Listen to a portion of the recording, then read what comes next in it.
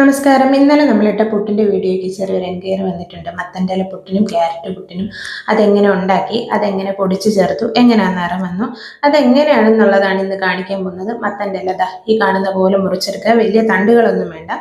ശേഷം ഇതൊരു മിക്സിയുടെ ജാറിലേക്ക് ഇടുക. കുറച്ച് അരിപ്പൊടി ചേർക്കുക. ഇന്നലെ നമ്മൾ പുട്ടാണ് ഉണ്ടാക്കിയതെങ്കിൽ ഇന്ന് ദോശയാണ് ഉണ്ടാക്കാൻ പോകുന്നത്.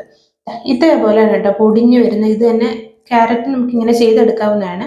ദോശ ആയതുകൊണ്ട് തന്നെ നമ്മൾ ഇതിലേക്ക് ലേശം വെള്ളം ഒഴിക്കുകയാണ്.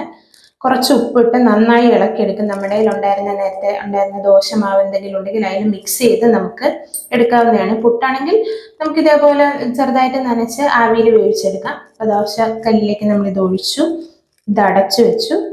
ഇതിപ്പോൾ ഇങ്ങനെ കിട്ടിയിട്ടുണ്ട്. നല്ല ഹെൽത്തി ആയിട്ടുള്ള സാധനമാണ്. വെണ്ണയും നെയ്യൊക്കെ ചേർത്ത് കഴിക്കാവുന്നതാണ്. അപ്പോൾ ഇങ്ങനെയാണ് പച്ച കളർ ദോശയാകുന്നത്. അപ്പോൾ എല്ലാവരും ഇത് ട്രൈ ചെയ്ത് നോക്കുക. ലൈക്ക് ചെയ്യുക, ഷെയർ ചെയ്യുക, സബ്സ്ക്രൈബ് ചെയ്യുക.